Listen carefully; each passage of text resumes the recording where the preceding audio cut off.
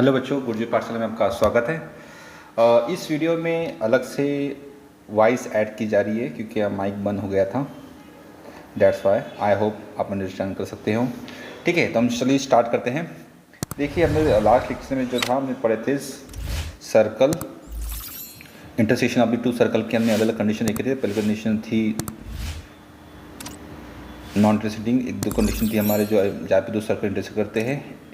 यहाँ पे थी कि इंटरसेक्शन जो पॉइंट है दो है सर्कल का, यहाँ पे कि सर्कल एक दूसरे के अंदर में इंटरसेक्ट करते हैं, और लास्ट में था कि अगर सर्कल के अंदर सर्कल रहा तो क्या कंडीशन रहेंगी। ठीक है, तो यहाँ पे थोड़ा देख लीजिए कि पहले वाले कंडीशंस में जो था C1 C2 जो होता है वो ग्रेटर दैन क्या होता है बच्चों, R1 प्लस R2 होता है। सेंटर टू सेंटर का डिस्टेंस जो होता है R1 प्लस R2 से गुणा होता है। ठीक है, यहाँ पे कंडीशन में थी कि C1 और C2 का जो डिस्टेंस है वो R1 प्लस R2 के इक्वल होता है। ठीक है, और यहाँ पे एक ध्यान रखना है, अच्छा वहाँ पे C1 प्लस C2 की वैल्यू जो थी वो greater than R1 plus R2 थी। ओके, यहाँ पे जो था दो सर्कल अगर इंटरसेक्ट करती है तो क्या कंडीशन थी बच्चों, तो देखिए C1 प्लस C2 का answer less than R1 plus R2 है और greater than mod of R1 minus R2 है। ओके, और बाद में बात करते हैं कि C1 C2 का डिस्टेंस यहाँ पे देखिए R1 minus R2 mod of के इक्वल में दिया गया है। ओके, और यहाँ पे देखिए C1 C2 का जो आंसर है वैल्यू है जो less than R1 minus R2 की लेस दैन है। ठीक है, और साथ में हमको याद ध्यान रखना है कि पहले कंडीशंस में जो थी यहाँ पे नंबर ऑफ टेंजेंट जो बनने वाली है वो 4 टेंजेंट बनने वाली है, यहाँ पे 3 टेंजेंट बनने वाली है। ठीक है, एक है ट्रांसफर, दो ट्रांसफर्स है, दो डायरेक्ट ट्रांसफर से एक ट्रांसफर। ओके, तो यहाँ पे और बात करेंगे हम। ठीक है, यहाँ पे अलग अलग टेंजेंट्स यहाँ पे दिया रहता है कि नंबर ऑफ टेंजेंट किस हिसाब से बनेगी। ये सभी रिजल्ट जो है बहुत IMP रिजल्ट है। ठीक है बच्चों, इस बात को ध्यान रखेंगे और अच्छे से समझने की कोशिश करेंगे कि क्या दिया गया है और क्या दिया गया नहीं है। ठीक है, और कंडीशन को पूरी कंडीशन याद रखेंगे, यानी हर हमेशा हम C1 C2 डिस्टेंस निकालेंगे प्लस R1 प्लस R2 का डिस्टेंस निकालेंगे और क्वेश्चन को सॉल्व करेंगे। ठीक है, तो चलिए इस पूरे रिजल्ट को याद रखते हुए हमको आगे बढ़ना है। ठीक है, और क्वेश्चन को डिस्कस करेंगे आज का। देखिए इसके ऊपर हम और क्वेश्चन थोड़ा देखते हैं। पहला क्वेश्चन जो है हमने इससे पहले 2 क्वेश्चन ले चुके हैं। अब ये जो क्वेश्चन है लास्ट लेक्चर में ऑलरेडी 2 क्वेश्चन हो चुके हैं, आज भी हम PY क्वेश्चन देखेंगे। ठीक है, तो देखिए यहाँ पे जो क्वेश्चन है वो है JW the numbers of common tangents to the circle x square plus y square minus 4x minus 6y minus 12 is equal to 0 and x square plus y square plus 6x plus 18y plus 26 is equal to 0।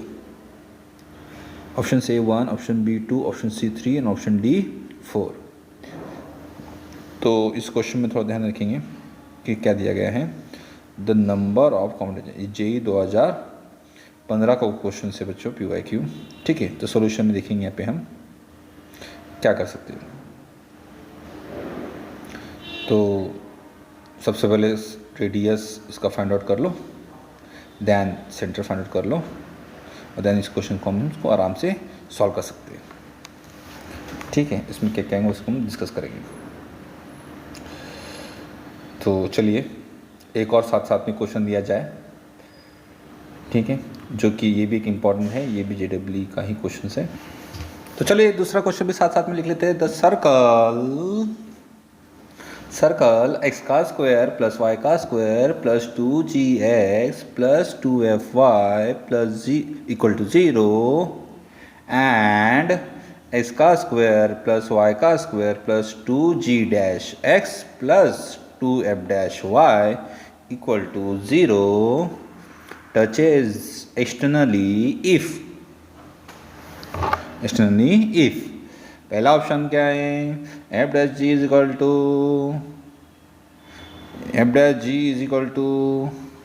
g dash f।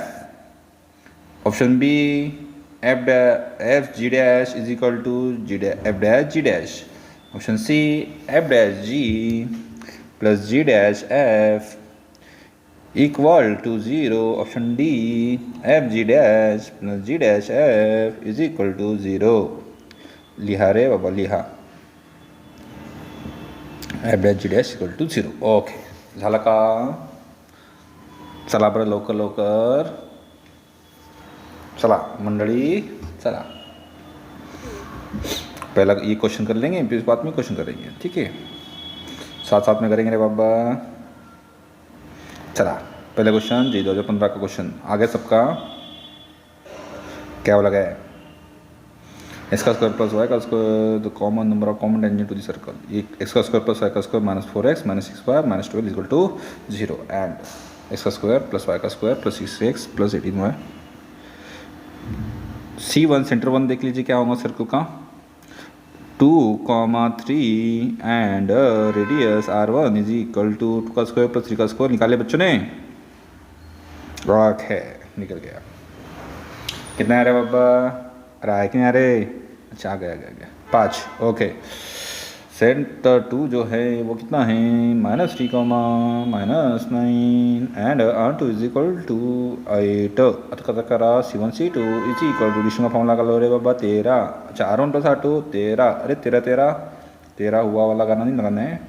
देखो 13 equal यानी centre C1 plus C2 is equal to R1 plus R2. Diagram ऐसी बनेगी. Number of common कितने हैं? 3. Option number C हो गया रे भैया. चलो आगे बढ़ते बढ़ते, पहली टेंजेंट, दूसरी टेंजेंट, तीसरी टेंजेंट. ठीक है, समझा? एक तो बेसिक क्वेश्चन है ना. चलो फिर इसी बात पे आगे बढ़ते हैं. ओके समझा? चलो ओके, चलिए फिर और देखते क्या हो सकता है. नेक्स्ट क्वेश्चन देख लो. ट्राई हो गया, इसका कर लो, इसको ट्राई कर लो. इसमें भी सेम चीज़ है. सेंटर 1 सेंटर 2 निकालो और G1 R1 R2 निकाल लो और फॉर्मूला पुट कर दो. टचिंग एक्सटर्नल दिया है, फॉर्मूला लगा लो. सेंटर 1 कितना दे रहे बाबा रे? -G. बोलो जल्दी जल्दी बोलो. -G comma -F and radius 1 root of the G का स्क्वायर प्लस F का स्क्वायर. सी तो है नहीं यहाँ पे. Centre 2 -G dash comma -F dash. R2 कितना है बाबा? G डैश का स्क्वायर प्लस F डैश का स्क्वायर. ओके आगे बढ़ते, फॉर्मूला लगा लो टचिंग एक्सटर्नली. सॉल्व करो खुद से. पहले कर लिए, ट्राई करना है रे. हो गया, देख लो सबने ट्राई तो कर ले होंगे. अब हम इसको देखते सॉल्व करते हैं. चलो देखो कैसे करेंगे. तो बोलो कैसे करेंगे. C1 C2 R1 plus R2. Okay formula लगा, एक्सटेंड टच कर रहा है इसलिए फॉर्मूला आ गया. तो अप्लाई कर दो, बस पुट कर दो. पुट द वैल्यू, उसको सॉल्व करेंगे. सेंटर सेंटर डिस्टेंस कितना है बच्चों बताओ.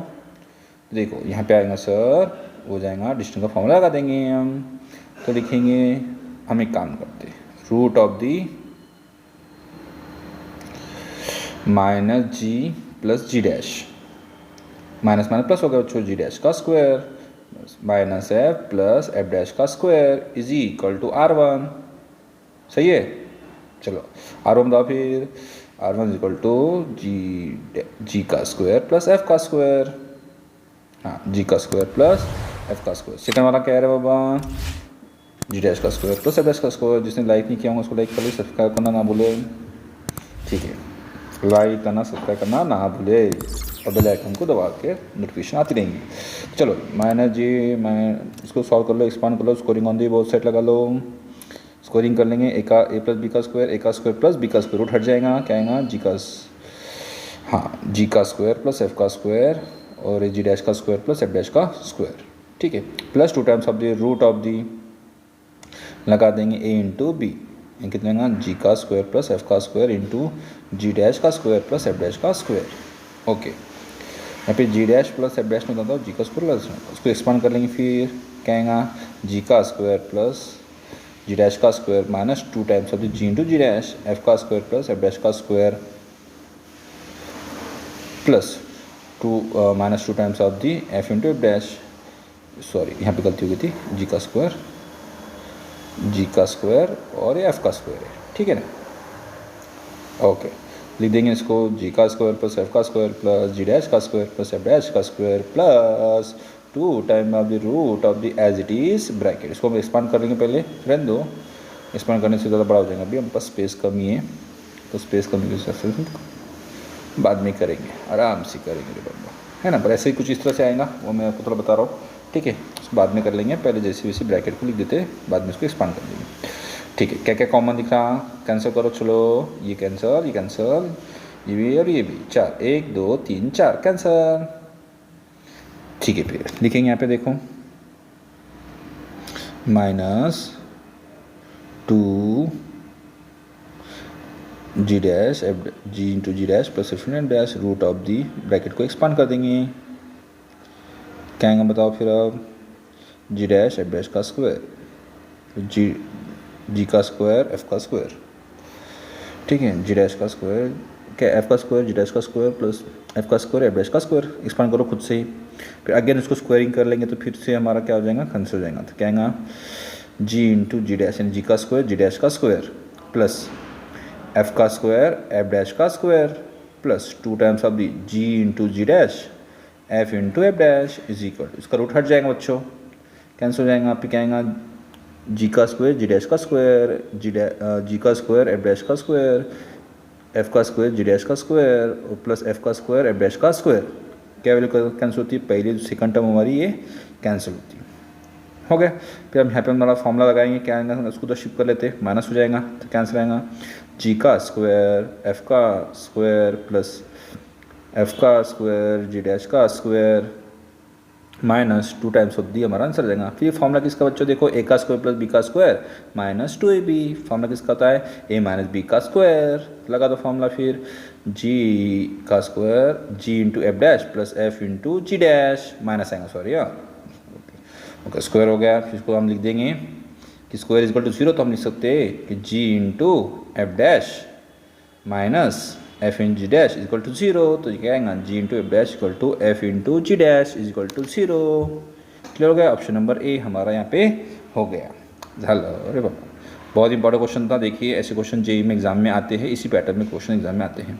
तो सबसे ज़्यादा ध्यान में रखना है कि किस तरह से सॉल्व करना है, सॉल्व करना ही करना है, अरे बाबा करना ही करना है, सबसे ध्यान रखना है, ठीक है ना। कैलकुलेशन तो करना ही पड़ेगा, थोड़ा छोड़ना नहीं है, ठीक है ना। वही कंसेप्ट था, बस फॉर्मूला अप्लाई करता है, बस हो गया फिर बस, और क्या है, इतनी आसान तो चीज़ थी, ठीक है। हाँ कैलकुलेशन पार्ट है, थोड़ा देखते रहना, हाँ कैलकुलेशन गलती करेंगे तो आपकी गलती है, ओके चले, समझा। चलिए आगे बढ़ते। हाँ देखिए क्वेश्चन क्या दिया है, लेंथ ऑफ कॉमन टेंजेंट, यहाँ पे हमको टॉपिक पढ़ना है लेंथ ऑफ कॉमन, हमको लेंथ निकालना है बच्चों। पहला है length of direct common tangent क्या होंगी, तो देखिए सेंटर टू सेंटर निकाल लिया हमने, यहाँ पे डायरेक्ट टेंजेंट हमारी डायरेक्ट टेंजेंट, अब मुझे इसकी लेंथ निकालना है, ठीक है। अगर मैं कैपिटल एल लिख देता हूँ तो गलती नहीं होना चाहिए, वो कैपिटल एल में कन्फ्यूज जाएंगे, इसलिए स्मॉल लिख दिया, ठीक है ना, समझा रहे। हाँ इधर देख, चलो यहाँ पे देखो चो, ये इसको हमने परपेंडिकुलर है, ये R1 हो गया और ये R2 हो गया, ठीक है। ये 90 हो गया, इधर भी 90 हो गया। फिर हम क्या करेंगे, R1 का जो है उसको फिर जोड़ लेंगे, जोड़ दो, गया डी हो गया, डी हो गया, ठीक है। अभी लेंथ हमको निकालना है, कैसे निकालेंगे, तो एक काम करते हैं, ये सेप स्क्वायर स्क्वायर वाला फॉर्मेट है, इतना जितना R1 है उतना ही R1 इधर भी ले लिया, इसको ज्वाइन कर लिया, ये हमारी लेंथ होगी L, ठीक है। R1 हो गया, जिसकी लेंथ भी R1 ये भी क्या हो गया, R1 हो गया। फिर जो ट्रायंगल है इसको हम क्या करते हैं, नीचे बना लेते हैं, ये लेंथ और ये लेंथ भी क्या होंगे बच्चों, सेम हो जाएंगे, क्योंकि पैरेलल लेंथ है हमारी, ठीक है। ये बी लेंथ होगी, ये भी एल हो गई, पैरेलल है इसलिए, ठीक है। अच्छा चला सामोरे चालू या, हाँ चला बरो, चला एक ट्रायंगल बना लेते हैं, उसको हम उसको अच्छे समझने की कोशिश करते हैं और ट्रायंगल बना लेते हैं। तो ट्रायंगल बन गया हमारा, यहाँ पे ये ट्रायंगल, ये हो गया 90 डिग्री, ओके।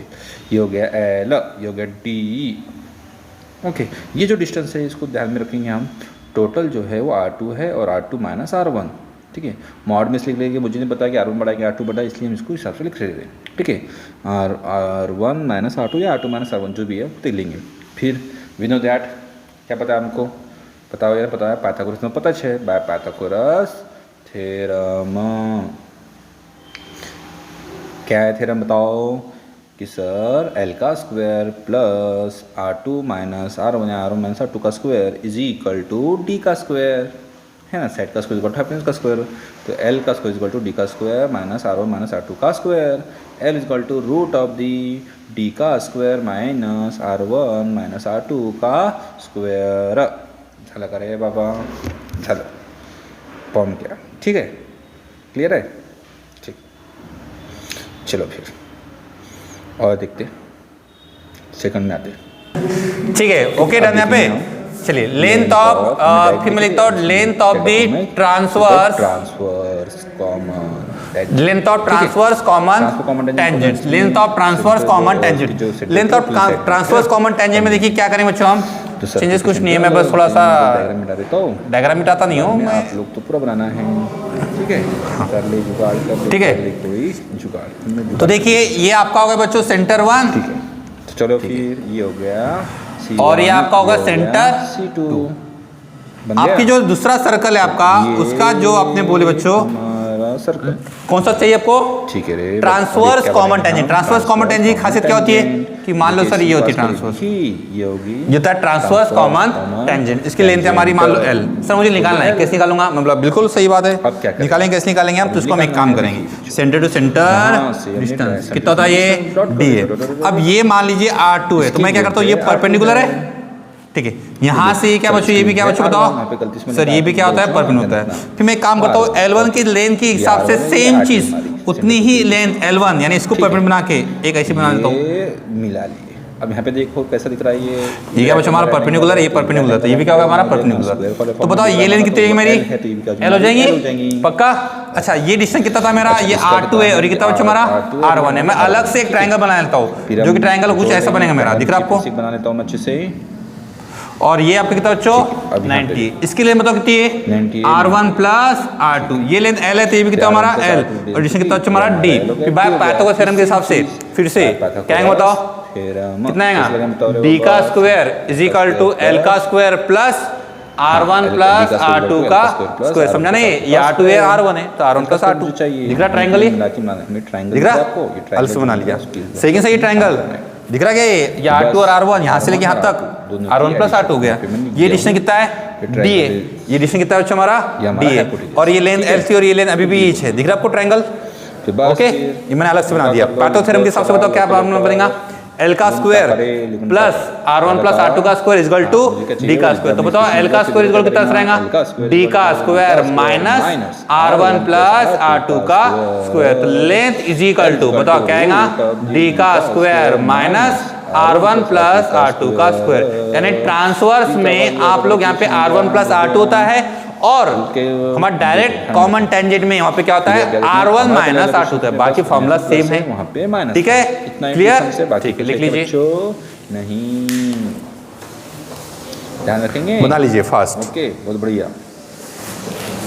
चलाना सामोरे चलिए, सामोरे, चलो बढ़ गए हम, ठीक है, ध्यान रखेंगे, अच्छे से ध्यान रखेंगे, ओके। तो चलो और हम बात करते हैं नेक्स्ट टॉपिक के ऊपर हमारे,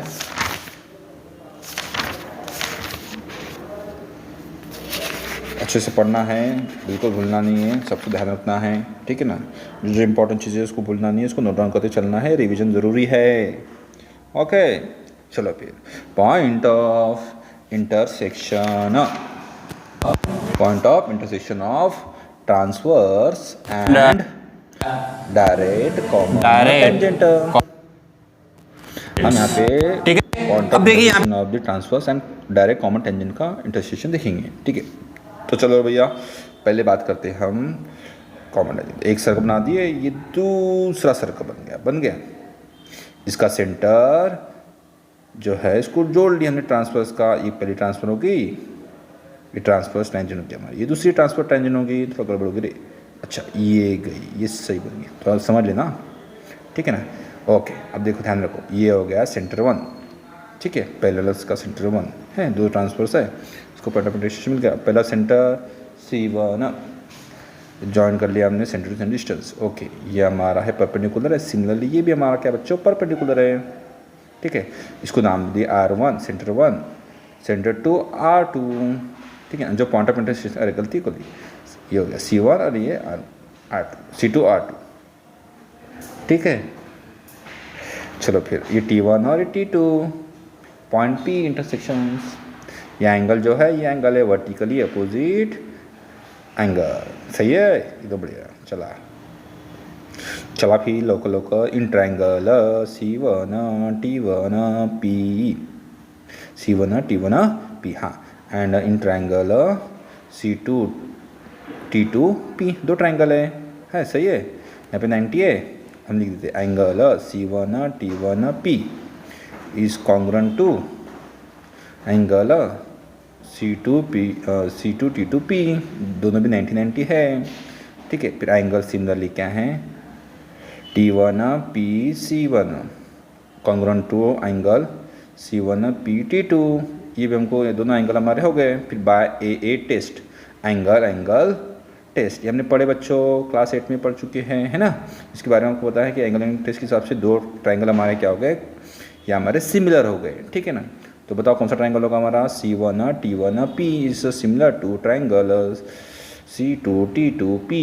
फिर बाय, हमको पता है, हमें इससे बात पता है कि इसमें क्या होता है, बाय ए टेस्ट, जो साइड के रेशियो होते हैं वो होते हैं इक्वल होते हैं, है ना। ये अपने क्लास 8 में पढ़े, बहुत पुरानी बात है, आज की बात नहीं कर रहे हैं हम, बहुत पुरानी बात कर रहे हैं बच्चों, है ना। पहले आपने सिमिलरिटी वाला टॉपिक चैप्टर था आपका, उसमें हम डिस्कस कर चुके हैं, है ना।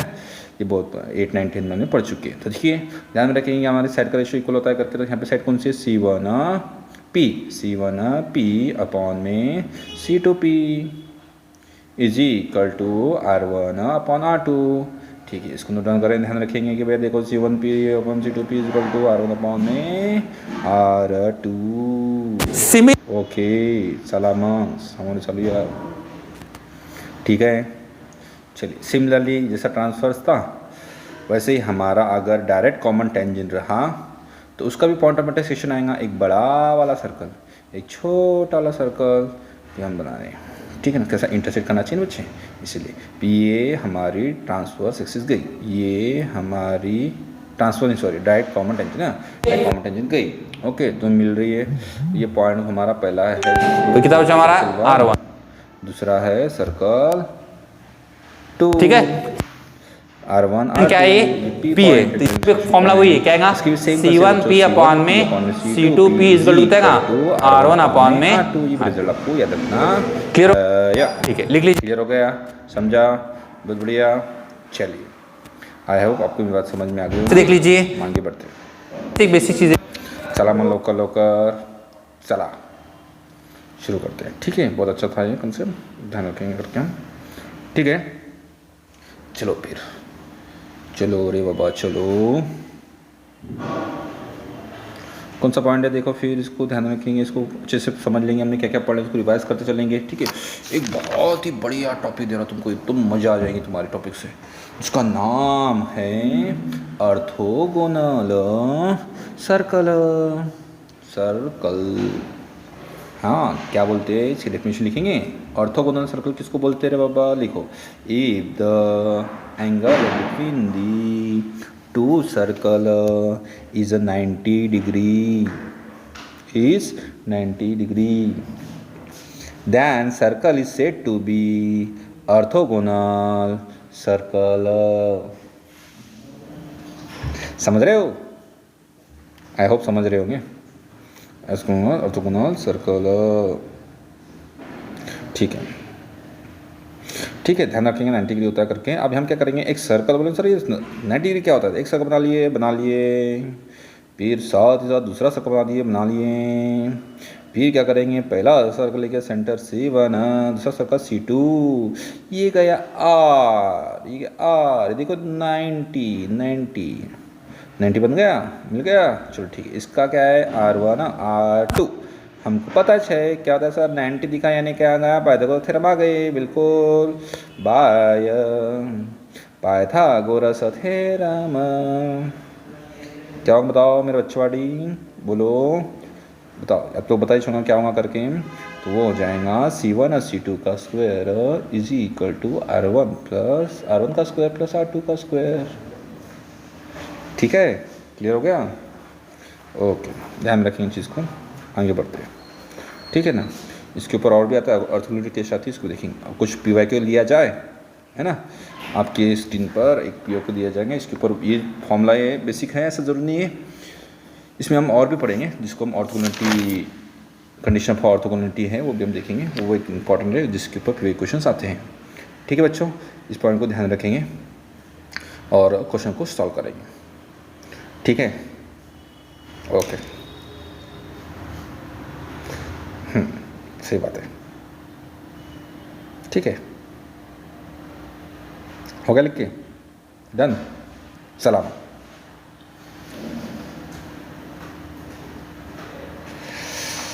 चला, देखो फिर हम लीप मैच करने की कोशिश कर रहे हैं हम, ठीक।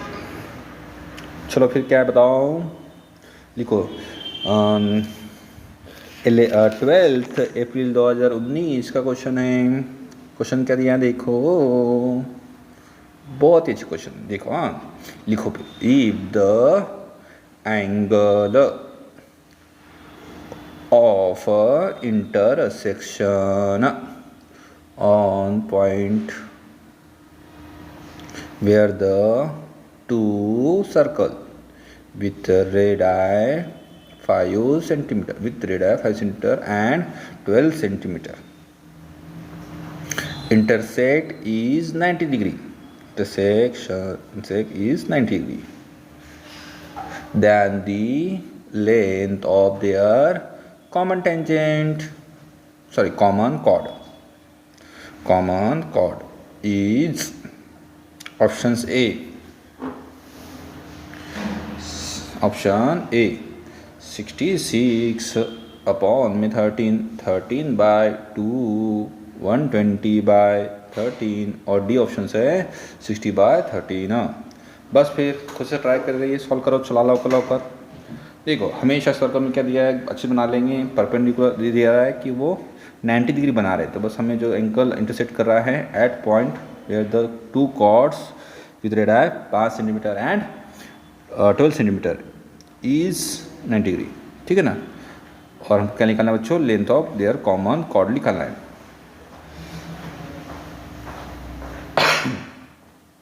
बस फिर दो सर्कल बना लिए, पहला सेंटर ये, इसका ये कॉमन कॉर्ड है, ठीक, इसके हमको लेंथ निकालना है, ठीक है ना। कैसे निकालना है भैया, कॉमन कॉर्ड के लिए निकालना है, ठीक है। ओके, हम जाएंगे यहाँ पे, देंगे आगे बढ़ेंगे, ठीक है। देखिए यहाँ पे लिख देंगे, हम क्या लिखेंगे, ये हो गया, इसको जॉइंट कर दे, ओके। इसके बीच में एंगल कितना है 90 का, ओके। हमने को क्या क्या बताया, अब हमें निकालना है, ये मान लो ये डिस्टेंस देखो इक्वल होता है, ध्यान रखना है कि जो कॉमन कॉर्ड है, जो सेंटर हम जब निकालते थे, वो जो कॉमन कॉर्ड को बाइसेक्ट करती है, यानी इक्वल लेंथ होती है उसकी, ठीक है।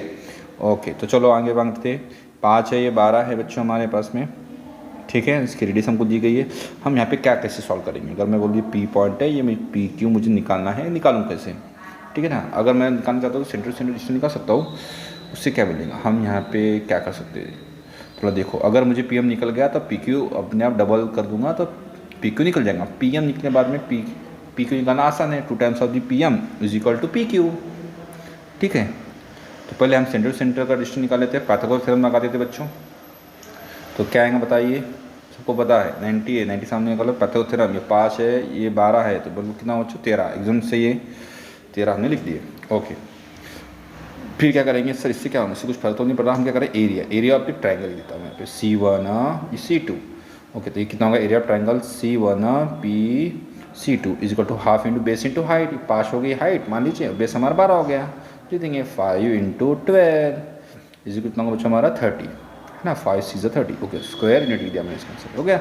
अब एरिया ऑफ ट्रायंगल, तो एरिया ऑफ ट्रायंगल रहने वाला है, कुछ नहीं होना कर बाबा, नहीं रे, चलो ठीक है, फिर लिख दो, चलो ये हो गया ट्रायंगल, इसको हमने बना दिए 90, इसको ऐसा कर सकते हैं, ये P, ये M, ये C1, ये C2, ठीक है। अब क्या करेंगे, area of triangle C1 PC2 is equal to half into C1 C2 into PM, half into 13 into PM, हमारा ऑलरेडी एरिया दिया 30 दिया है, सॉल्व कर लो, 60 अपॉन में 13 इज इक्वल टू PM हमें निकल गया। अब हमें क्या निकालना है, हमें निकालना है पी क्यू। पी क्यू कैसे निकले बच्चों, तो P Q is equal to 2 times of the P M हो जाएगा, है ना। हमको पी क्यू निकालना है, तो पी क्यू लिखेंगे P Q is equal to 2 times of the P M, तो 2 इंटू 60/13 ओके। तो कितना बच्चों 120 अपॉन में 13 हो गया। आसान है, बहुत आसान है, बहुत बढ़िया। तो चलो फिर ये हमारा आंसर आ गया। हो गया समझ में सबको, क्लियर है, ठीक है, आसान क्वेश्चन था, ठीक है, ओके। चलिए फिर आगे बढ़ते हैं, इंपॉर्टेंट टॉपिक की बढ़ते हैं। ऐसे क्वेश्चन को और सॉल्व करना है, ठीक है, ध्यान में रखेंगे बात को हमको। चलो चल रहे पापा चलो। और क्या है, बहुत बेस्ट है, एक चीज़ समझा रहा हूँ, इसके बाद का टॉपिक बहुत बेस्ट है, ठीक है ना, उसके बारे में बात करेंगे, ठीक है। पहले इसको नोट डाउन कर लो अच्छे से, ठीक है, कर ले अच्छे से, ओके। कंडीशन और ऑर्थोगोनलिटी, ओके, ठीक है बच्चा पाडी। चला मग झाला का लिहून, झालं असणार।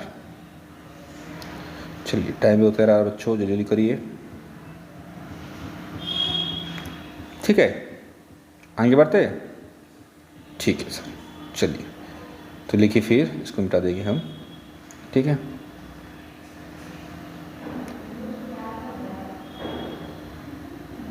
चलो फिर लिखो बच्चों, कंडीशन फॉर इम्पोर्टेंट टॉपिक, ठीक है, आईएमपी टॉपिक, ठीक है।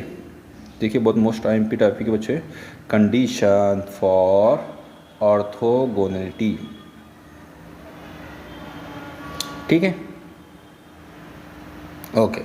चलिए एक पहला लेते हैं हम, ठीक है, लिख लीजिए।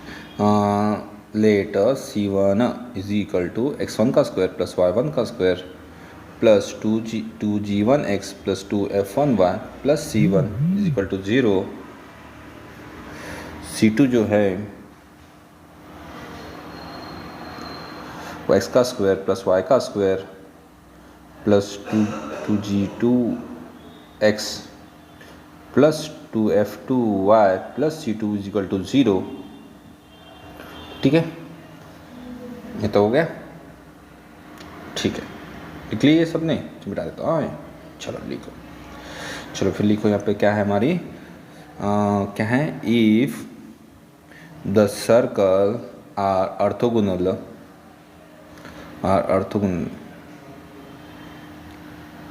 देन क्या रहेगा, ठीक है, ओके। चलो लिखो फिर, then 2 times of the G1, अच्छा हम गड़बड़ कर रहे हैं ना, C1 दो नाम लिख रहे हैं, है ना, लिखे हो गया, ठीक है। तो एक काम करते, 2 times of the G1 G2 plus F1 F2 is equal to C1 plus C2। अब बच्चा साला ये C1 से दो है क्या, नहीं, वो C1 अलग है, ये C1 अलग है, इसलिए काम करता हूँ, उसको नाम मिटा देता हूँ। इसके लिए तो फर्स्ट सर्कल है ये हमारा सर्कल 1, ये सर्कल 2, इसको ऐसे लिख देता हूँ सेकंड सर्कल, और इसको लिखता हूँ फर्स्ट सर्कल, इसको लिखता हूँ सेकंड सर्कल, ठीक है। समझने में आसान जाएंगे, दिक्कत में भी जाएंगे नहीं, ठीक है। लिख लिए, बहुत आईएमपी टॉपिक है बच्चों, लिख लो। 2 times of the G1 G2 plus F1 F2 is equal to C1 plus C2, IMP topic है, ठीक है। ध्यान रखेंगे ये चीज़ भूलना नहीं है सर्कल में, ठीक है। If the 2 circle are orthogonal, यानी 90 डिग्री अगर बनाते हैं, ऐसा वर्डिंग आ जाएगा कि सर्कल हमारा ऑर्थोगोनल है करके, तो हम इस क्वेश्चन को सॉल्व कर सकते हैं, ठीक है। कुछ क्वेश्चन लिया जाए इस पर, बिल्कुल, चलो ठीक है, फिर स्टार्ट करते हैं। चलो लिखो, देखिए कैसे करेंगे, ठीक है। चलो बच्चा पार्टी चला, हाँ तो क्या है रे बाबा, लिखो, ई क्वेश्चन देखो क्या है, इफ द सर्कल x का स्क्वायर प्लस y का स्क्वायर प्लस 2x प्लस, चलो यहाँ पे लिख देता हूँ, थोड़ा मिटा देता हूँ, यहाँ पे लिखता हूँ फिर से, इफ द सर्कल x का स्क्वायर प्लस y का square plus 2x plus 2ky plus 6 is equal to 0 and x का स्क्वायर प्लस y का square plus 2ky plus k is equal to 0 intersect orthogonally, then k is equal to, निकालना चालू कर दो आप लोग, ठीक है। ऑप्शन ए जो है वो दिया है 2, ऑप्शन बी जो दिया है वो दिया 3/2, ऑप्शन सी दिया है 2,3/2, ऑप्शन डी क्या दिया है 2, -3/2। चलो फिर सॉल्व करो, ठीक है। अब यही दिया जाए तो चलो एक क्वेश्चन सभी एडवांस का भी दिया जाए, ठीक है ना, उसको भी देंगे हम। पहले ये कर लो आप लोग, सॉल्व करते आ रहा है, ठीक। चलो ट्राई करो, खुद से करो, खुद से बनाओ क्वेश्चन, सॉल्व करो, ठीक है ना, खुद से सॉल्व करो। हुआ? ठीक है, आगे बढ़े। ओके सर, बढ़ते हैं। इसमें देखो और क्या लिखा है, क्वेश्चन सॉल्व करते हैं। बेसिक है बच्चों, ऑर्थोगोनल लिखा है, कंपेयर कर लो बस और क्वेश्चन सॉल्व करेंगे। वही टाइम हमारा 2 times G1 G2 plus F1 F2। यहाँ पे आपको G1 G2 का भी पता है, F1 F2 भी पता है, C1 पता है, C2 पता है। बस पुट कर दो, क्वेश्चन सॉल्व कर लो, आंसर आपको के का आंसर निकल जाएगा, ठीक है। कर लेंगे क्वेश्चन सॉल्व, आ रहा है बिल्कुल। ये फॉर्मूला को याद रखना है जो सर ने बोले।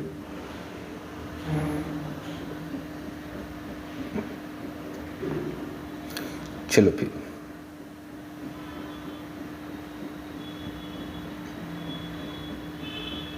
अ सर्कल, एक एडवांस क्वेश्चन लग जाता। A circle S passes through the point, ये एडवांस का क्वेश्चन, JEE एडवांस का, passes through the point 0,1 is orthogonally to the circle x minus 1 का स्क्वायर प्लस y का square is equal to 16 and x का square plus y का square is equal to 1 plus y का square is equal to 1 and x का square plus y का square is equal to 1। Okay, then option number A, radii of S is 8. Option number 2, center is 7, -1.